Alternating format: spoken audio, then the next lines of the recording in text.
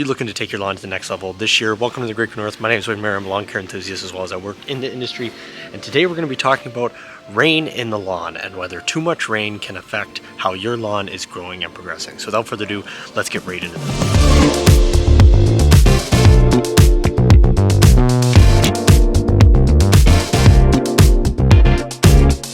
For those of you new here, my name is Wade Murray.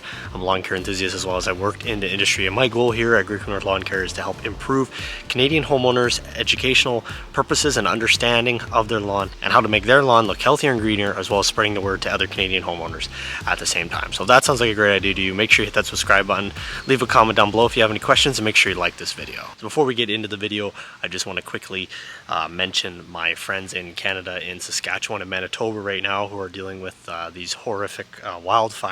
I'd like to send my best wishes out to the people affected by these fires, and let's cross our fingers and hope that the winds calm down and we get a little bit more rain and we can get these fires under control and make sure that all those who need to be evacuated are safely evacuated, and everything is concluded and proceeded like it needs to be when we have some sort of these natural disasters like this. All right, so now on the opposite side of the spectrum of wildfires, today we're going to be talking about whether too much rain is bad for your lawn. And this is because in my specific area, in the last 14 days, we've got about 6 inches of rainfall, and we've seen a nice warm sunny day 0 times. So today we're going to be talking about pros and cons of too much rain in your lawn and some things you can do to help your lawn through a long, wet, rainy period in the spring, just like the one we're having right now.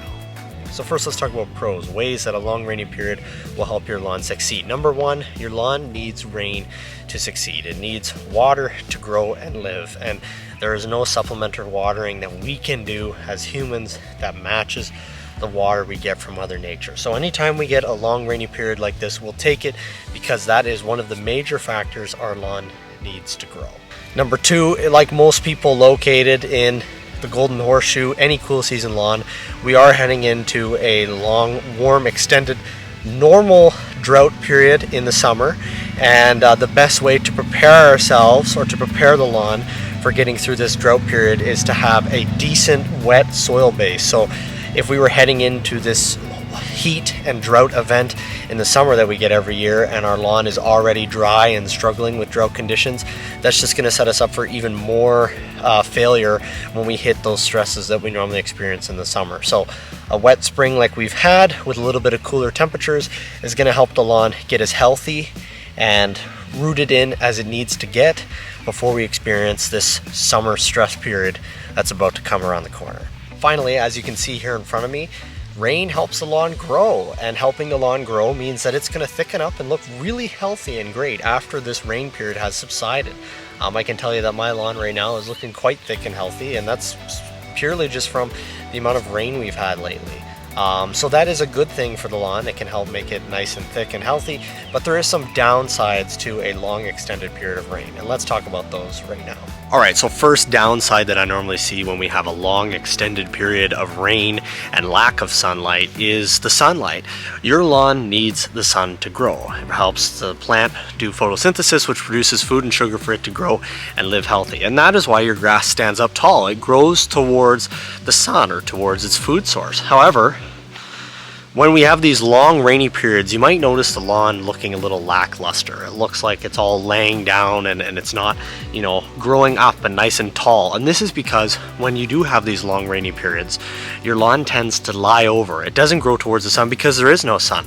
And you'll notice on that first day when that sun comes out and starts to shine, your lawn will all of a sudden look 1,000 times better. And that's because just having that sun out, all those leaf blades have flipped their way up, they've turned towards the sun, and it makes the lawn look a lot healthier that way. So again, a long period with a lack of sunlight, you need a mix of both. Best of both worlds. You need rain, you need sun. Too much of one or too much of the other is going to give you issues on either way. So normally with a long period of rain comes lack of sunlight, and that's something the lawn needs to grow. With lack of sunlight, most of the time comes lack of heat as well, and your lawn does need heat to grow. As mentioned before, the perfect growing temperatures for cool season grass is in between 15 and 25 degrees Celsius located in my area, and we've been seeing temps 12, 13 degrees, which is extremely unseasonal for us. We're here at June 1st right now, and I think we've only seen 4 or 5 days over 25, 24, 25 degrees. So this is very unseasonal for us, but the lawn, it's very unseasonal for the lawn as well. So the lawn needs heat to grow, and this lack of heat is causing my lawn to essentially be behind. I would say that my lawn is about 2 weeks behind schedule, and that's the next thing we're going to get into, is timing. Everything in your lawn, when you have these long rainy periods, gets delayed. The timing gets delayed. So I would say that my lawn is about 2 weeks behind seasonally where it should be right now. I've lived in this property for almost 12 years. I've been taking care of this lawn for a better chunk of that time, and I have a pretty good idea about in the specific time of the season where my lawn should be and how my lawn should be looking. And I would say right now I'm about 2 weeks behind where I should be, and that's just because we haven't had the heat temps. We had a pretty dry period before this heavy rain period. We haven't had heat temps. We haven't had sunlight. We're finally getting rain now, but in the spring, those daytime heat temps and the amount of sunlight we get is the signal for the plants to wake up and start growing. And I'm noticing this, all around my neighborhood and all around my yard, that all of the seasonal plants that we normally see at this time of year just really aren't there yet. And that's because everything's behind, because we had a colder spring. Well, it's still cold right now. And we've had a lot of rain and a lack of sunlight, and that helps everything gets pushed behind. We had a frost about 12 days ago, so that is all delays the schedule, and it pushes your lawn back schedule wise, which then means that your lawn might not be as prepared if you have a quick switch. So what I mean by quick switch is we've had a long period of cold and wet temperatures, and the lawn has gotten used to that. However, looking at ahead at our 14-day forecast, we are seeing a little bit of rain, but we are seeing some significantly warmer temperatures in the 25 to 30 degree range, and the humidex is going to start rising as well. The lawn is going to be shocked by this. Your lawn has essentially, we call it in the lawn care industry, it's gotten rain drunk. It's gotten so spoiled with the amount of rain it's been getting and those cool temperatures that it's saying, okay, if this is the environment you want me to live in, I'll adjust and I'll make myself a living in this environment. However, in a flick of an eye, Mother Nature can switch the environment that our lawns are growing in, and plants, that's a hard shock.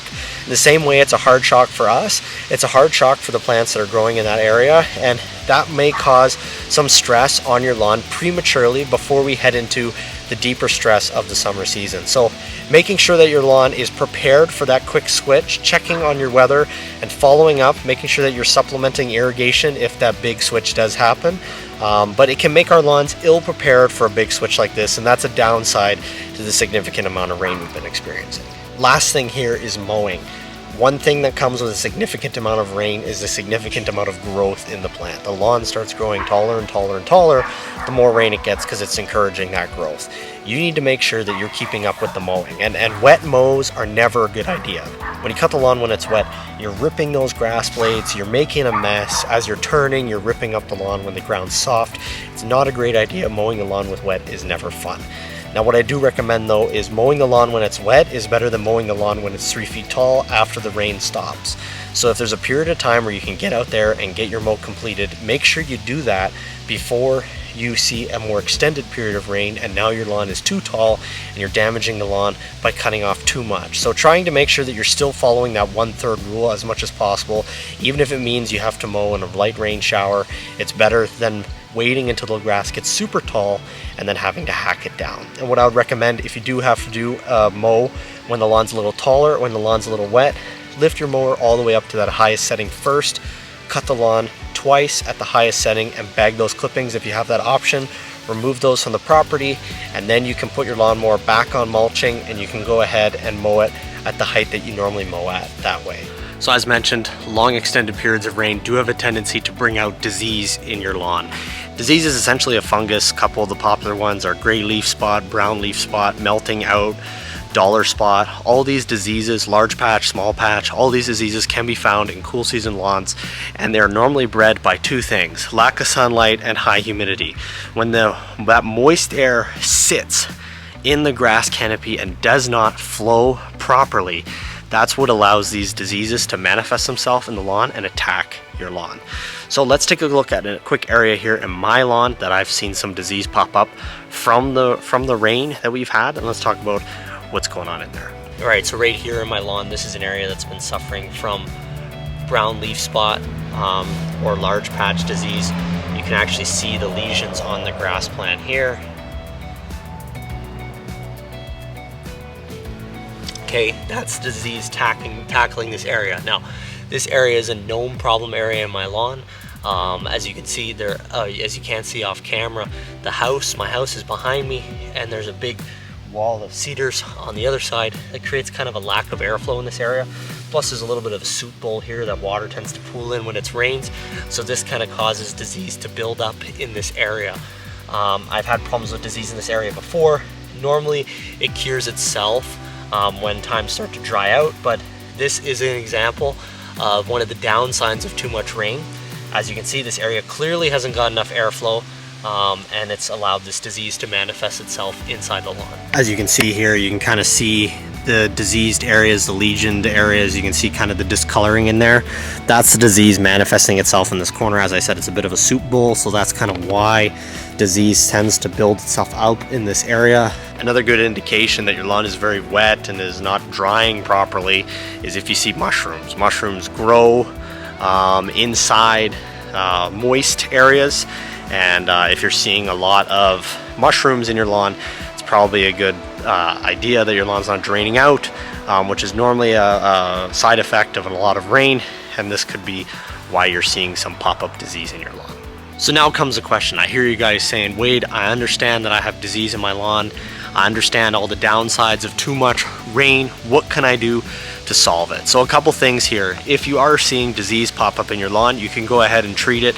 If you're in an area where you can go ahead and get a disease control, you can go ahead and buy a disease control product like Scott's Disease X, put it down and try to cure the disease that's currently in your lawn and stop it from spreading and manifesting itself. If you're in a jurisdiction like mine where you cannot purchase such products, big thing is get in there with a spring rake, remove all that dead material, pull it out of the lawn, and make sure you bag your clippings for the next couple mows until you cut off all of that legioned and diseased material.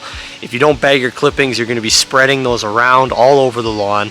So making sure you're bagging your clippings and you're washing your mower after every mow. Make sure that you're removing any sort of disease residue that you would then be spreading all over the lawn, which would then continue the diseases spread and grow. So you're essentially removing that infection from the lawn, bagging it and removing it off site. That's one of the best ways you're going to be able to attack disease. The other thing you got to do, hurry up and wait. Wait for the area to dry out, wait for the area to improve, wait for the weather to improve. As mentioned before, if you're fighting a rainy spell in your area, dropping your height of cut to the next lowest notch is never a bad idea. It makes the grass a little shorter, allows it to get a little bit better airflow that way. So I would suggest if you're cutting at 3.75, drop to 3.5, anything like that, as previously mentioned in the video. Supplemental irrigation, if you have a in-ground irrigation system, make sure it's turned off. I mean, it seems kind of self-explanatory, but I've been caught many times where you think the system's turned off and then all of a sudden you hear the pouring rain on the roof and you hear the water running as your system running in the backyard. So make sure your system's turned off, suspend it for 4 or 5 days. Once the rain subsides, let the lawn dry out. Don't get right out there with your system right away. So once it dries out, give the lawn at least 4 or 5 days to dry out before you then start entering with your supplemental irrigation. That's going to allow your soil to dry out, allow everything to run through, allow those diseases to calm down, allow all the other side effects to calm down, and then you can go ahead and start adding supplemental irrigation again. Fertilizer, when you see a lot of rain like this, it basically flushes the soil and it quickly removes any sort of fertilizer that you may have added into the soil, especially when the grass is growing as much as it is in the spring. So if you're seeing kind of a lime green color out of your lawn after a long period of rain like this, what I would recommend, grab your liquid program through GrowForge and put that down on the lawn. That's going to give you a better, healthier result. Try to get some color back in the lawn and give you a more short-term result to make the lawn looking better before you get to your next granular fertilizer application. Without further ado, that's pretty much it. Unfortunately, when it comes to the lawn, there's only so much we can do. At the end of the day, Mother Nature has its own way of dealing with things, and we are here to try to control it, but Mother Nature proves us wrong many times that we cannot control Mother Nature. as much as we think. So from the Great North, my name is Wade Murray. Thank you guys for watching. Plenty of great things coming up here soon. If you haven't had a chance, check out my new website, greatnorthlawncare.com. There's lots of great information there about who I am, who Great North is, and more stuff like that. We will have a course coming soon, as well as a giveaway coming up here very soon on the channel. So make sure you hit subscribe and follow along, because we got more amazing lawn tips coming up here soon. I hope that we all have warmer and better weather. And without further ado, from the Great North, my name is Wade Murray. As always, any questions, leave them in the comments down below. Send them to my email, greatnorthlawncare@gmail.com, or submit them to my website, greatnorthlawncare.com. And as always, from the Great North, my name is Wade Murray. Keep it green.